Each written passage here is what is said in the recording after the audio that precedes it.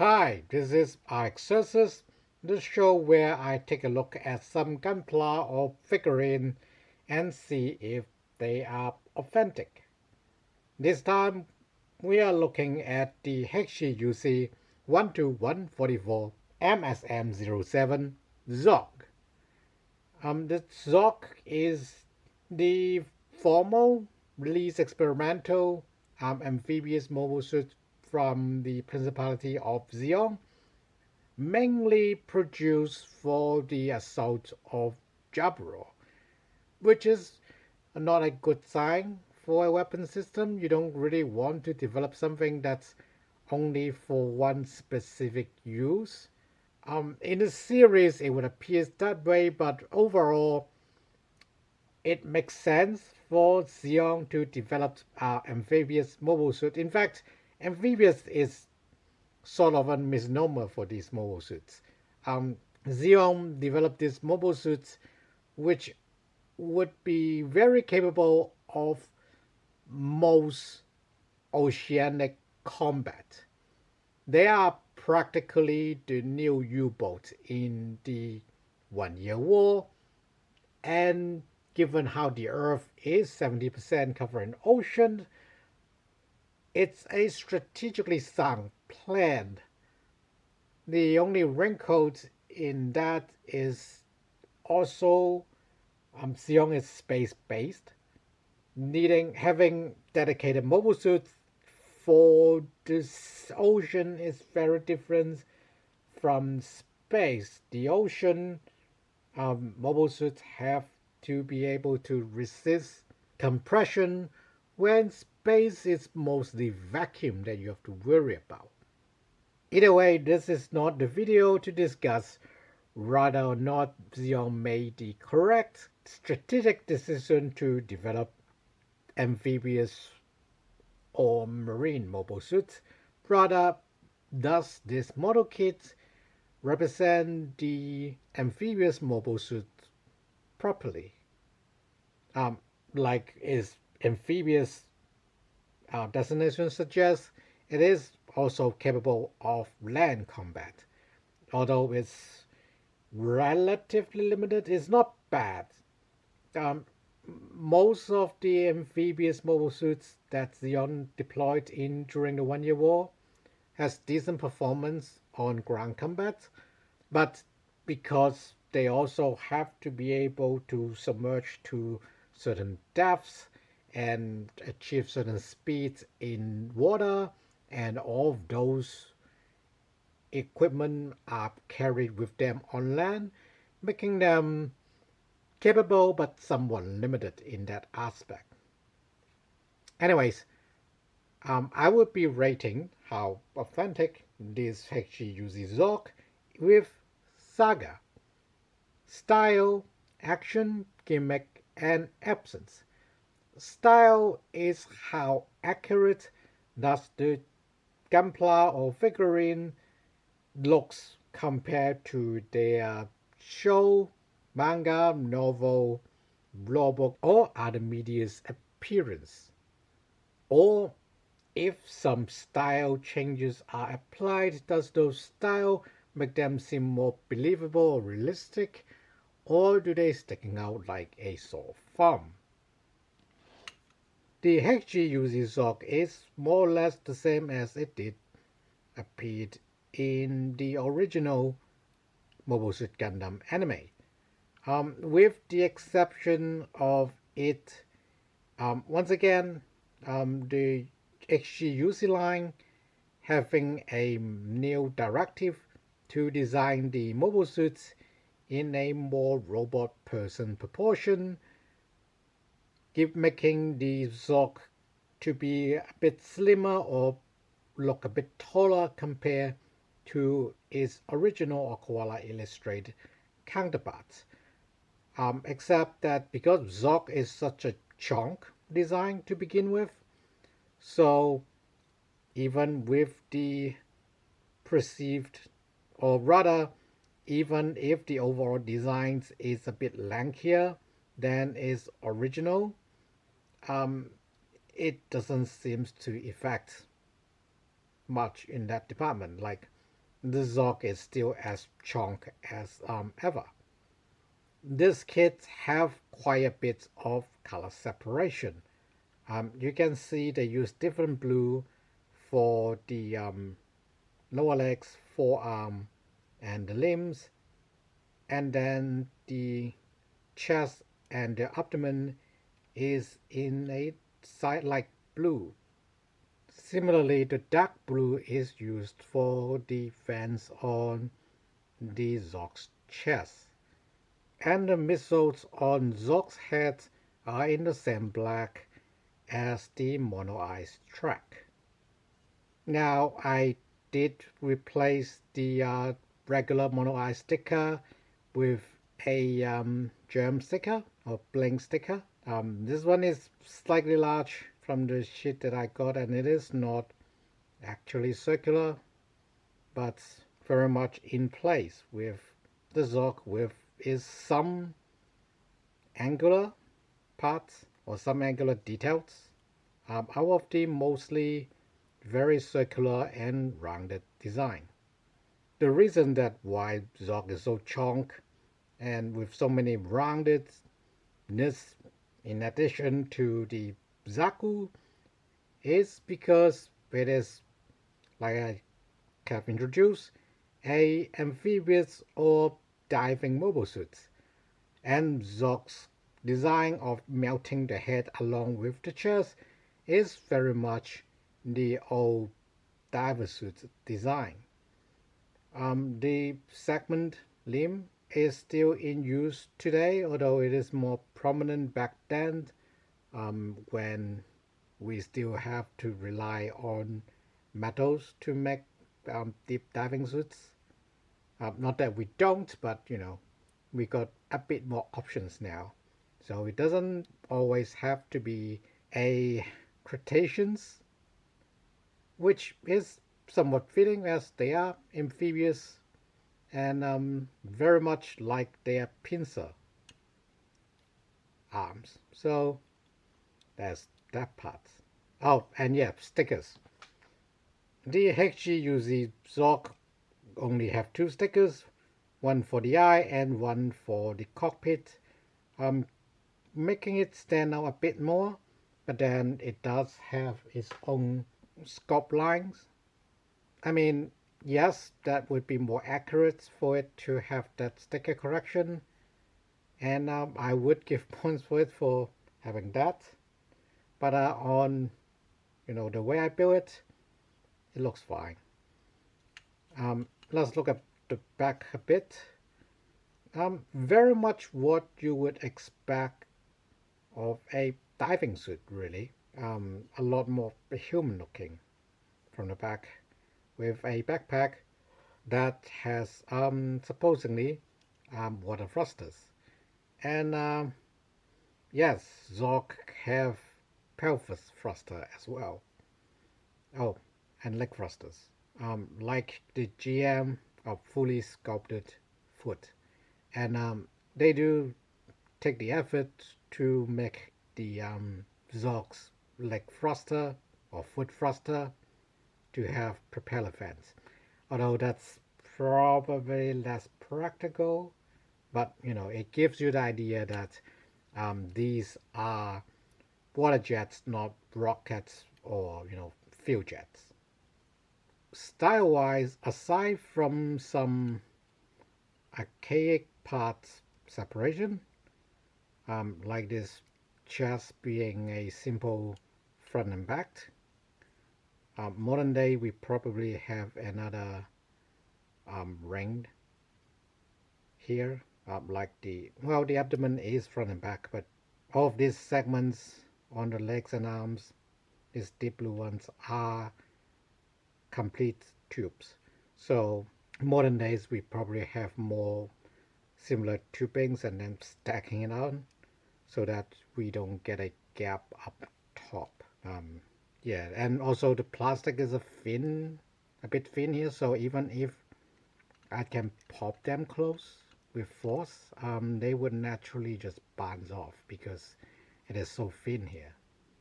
So a modern kit would probably keep the top in one piece, and then we sort of stack build the armpits and everything in. But yeah, we don't see it unless you know go directly above.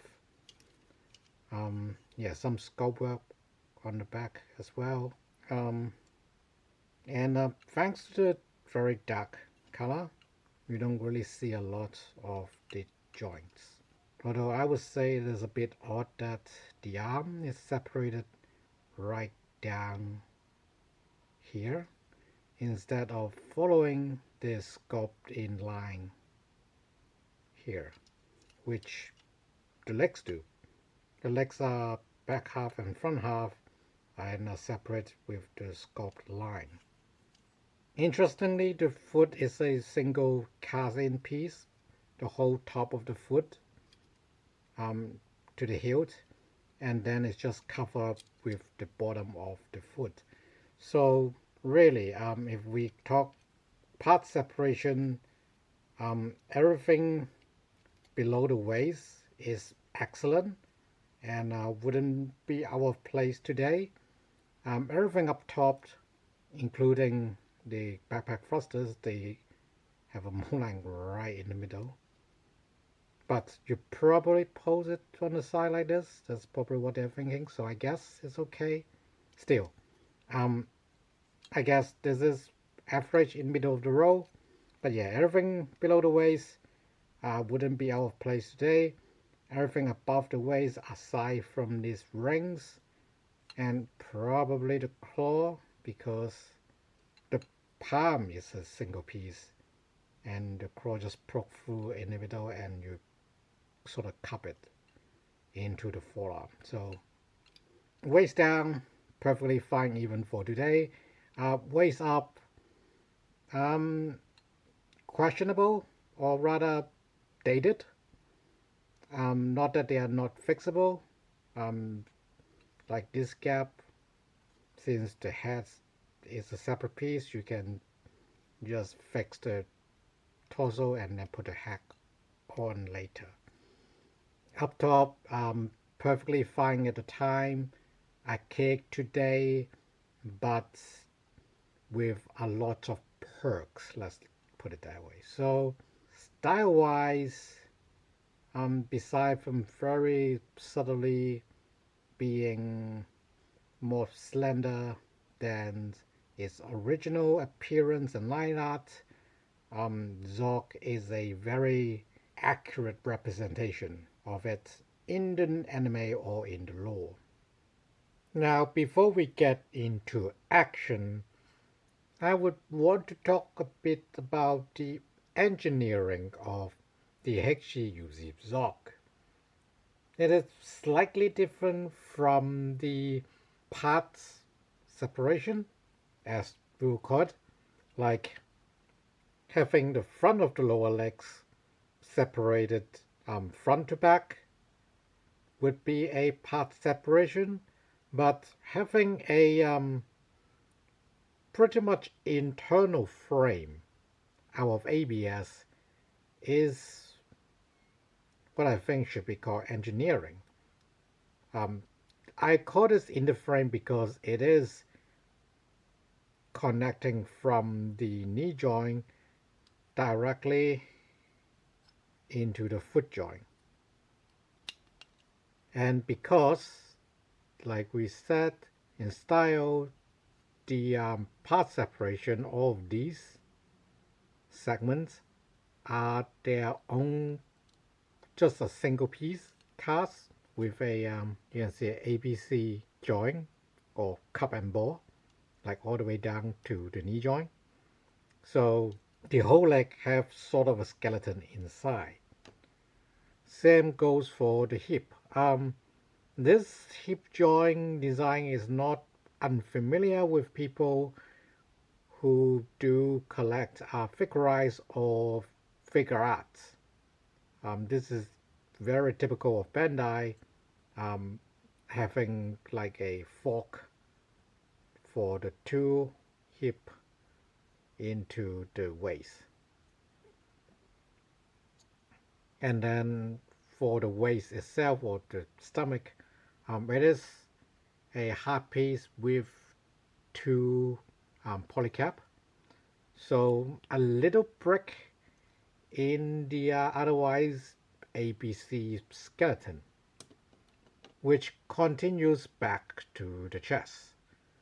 The two cup on the arm, or two ball for the arm, and then one ball for the abdomen crunch. The heads have a peg, but it also have two tabs to lock into the head or the monoeye track itself. So I mean, you can make it so that it's movable, but otherwise it is staying there. Same goes for the arm. Just like the legs, it is ABC cup and ball all the way down to the forearm. And yeah, even we'll talk about that in action, but the hand pivot, like the swivel here, is also an ABC. So pretty much the entire Zorg is a almost have a ABC in the skeleton, which is, should I say, unauthentic, because that's not the in-universe engineering. Zorg is what would be described in law books as a block construction, where everything is in its own block, and the segment limbs themselves are blocks of their own, if that would make sense.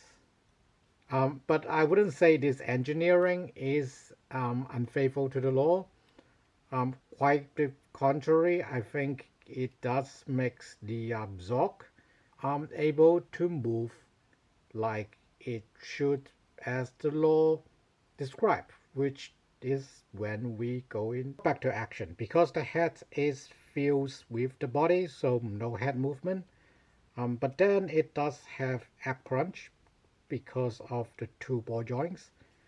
This is a lot more than the GM, which does relate a bit later than this.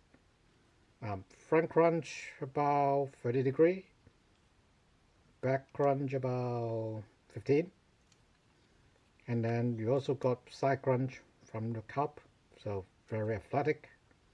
The arm, every segment have a ball cup, so you got one joint here, you got basically 3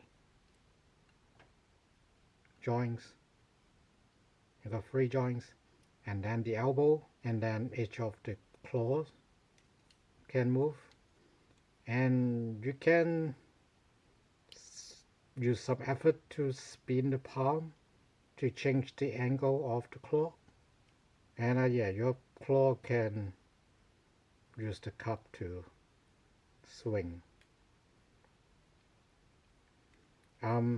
They do design a bit of a cutout from the inside, so the chain is a bit more limited to go up, but can go in further. The shoulder is on a ball joint as well, so the hand or the whole arm can swing whichever direction. Same thing for the leg. Free all the way movement, although the thigh does have limits of how far you can go with it. The segment still goes out slightly less than it goes in, so you can do a bit of a ballet. And a 85-degree kick. Foot, we have seen, is on a ball, so plenty of movement to most directions, only blocked by the armor and the foot, which is perfectly fine because this is supposed to be a submergible. It should be very well enclosed.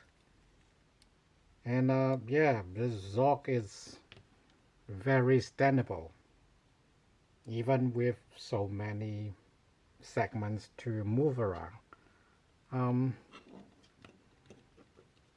sort of a, oh, actually, yep, the Zork can do a superhero landing, which is rather impressive for its time.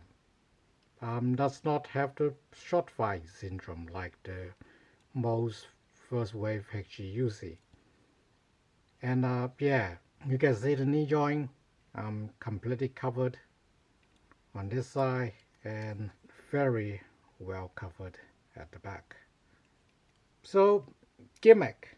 I think the action to superhero landing athleticism is a gimmick. The segment joints are a gimmick. The cross movement are a gimmick. And Zork have every weapon it ought to have on board. The cross, and then the beam cannon at the tip of the palm, or at the center of the palm, and the missiles on top of his head.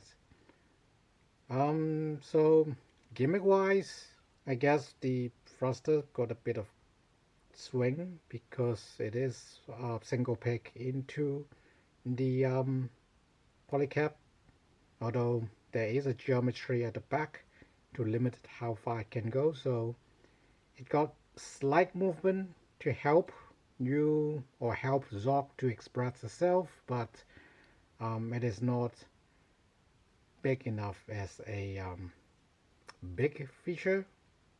Gimmick wise, I would say Zork itself, with all the segmented limbed and weapon movements, are the gimmicks of it.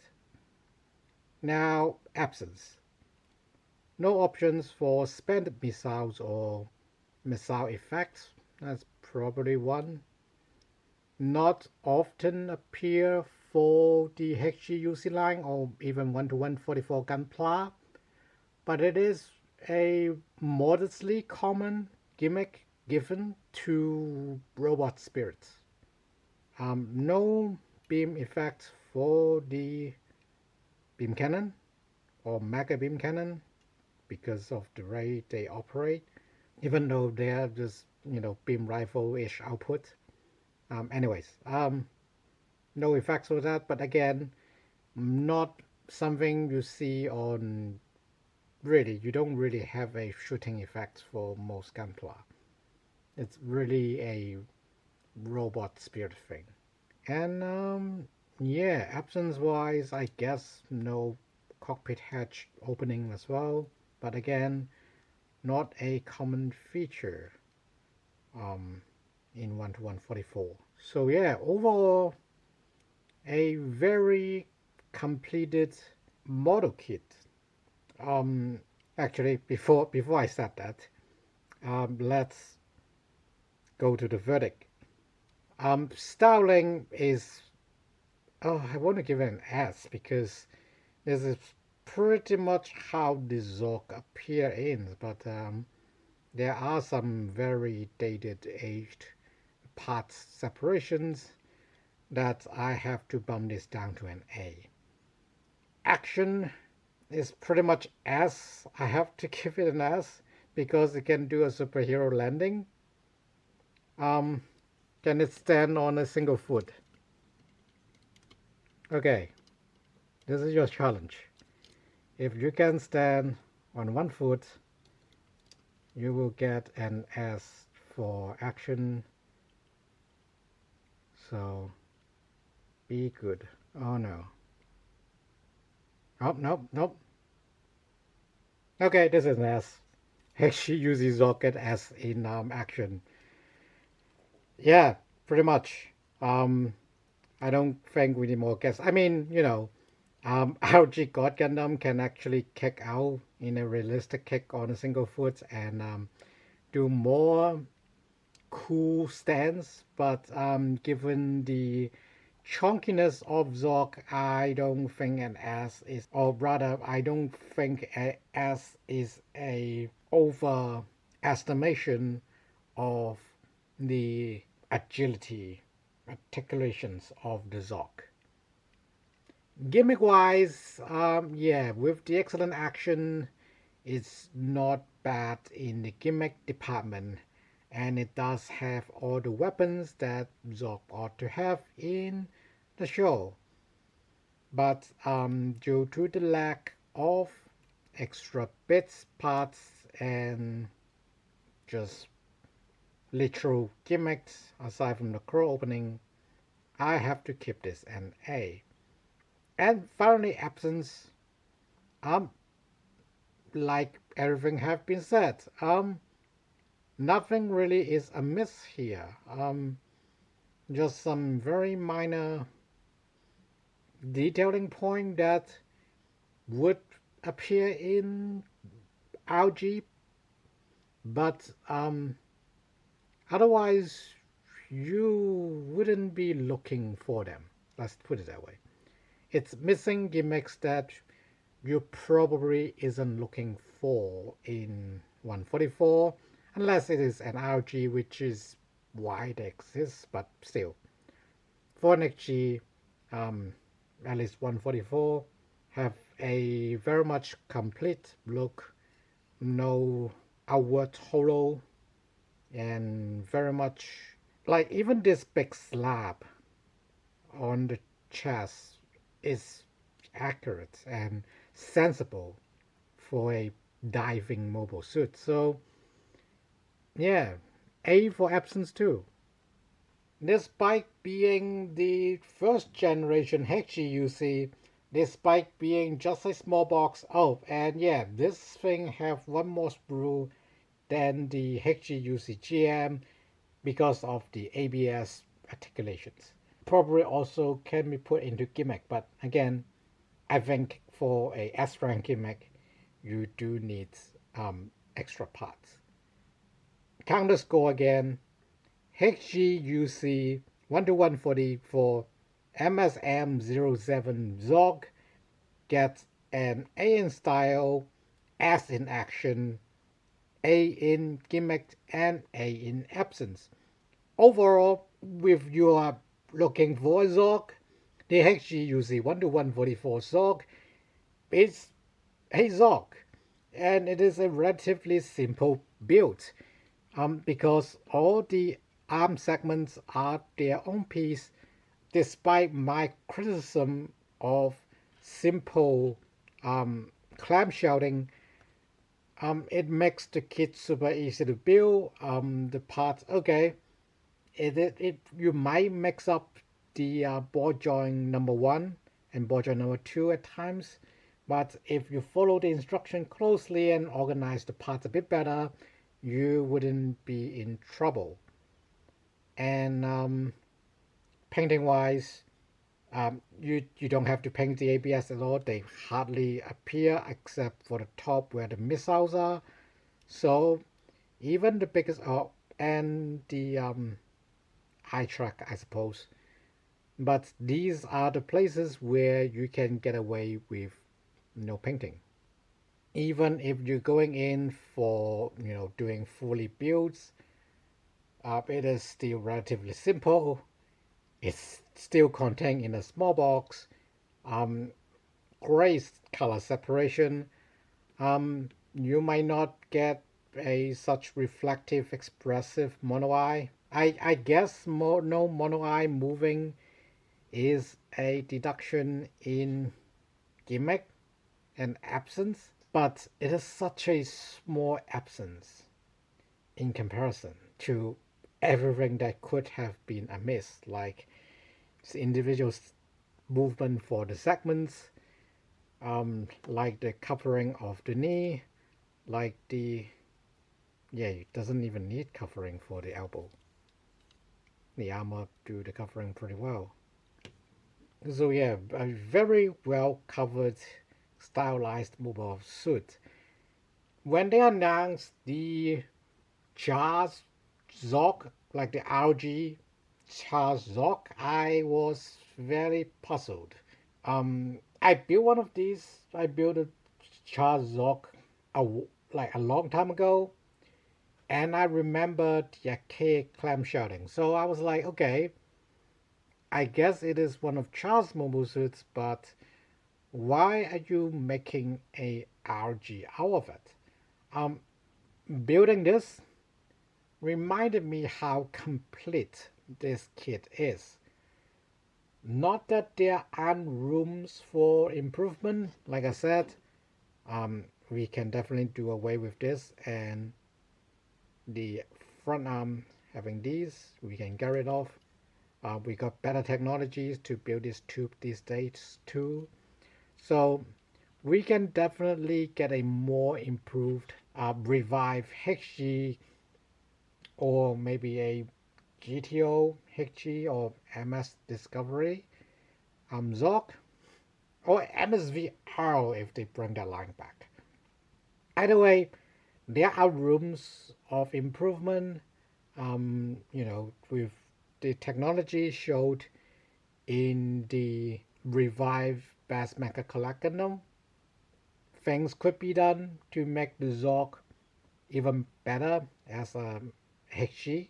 But I think for a relatively short period, it makes sense to make a RG Zork, for people to really see the jump in technology, and then probably pause and think, yeah, a lot of those internal mechanics is not for everyone, and having all those armor pieces built on top of it could be, not necessary, could be a bit tedious. It rightfully earned its price hike due to its completeness. So yeah, if you're shopping Warzog, even if people is jacking up the price a little bit to their expected price next summer, I don't think you have to wait.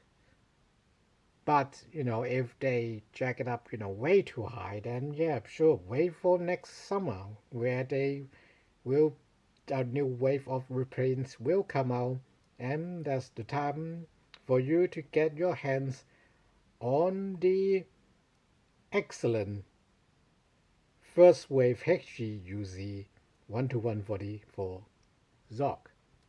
Thanks for watching.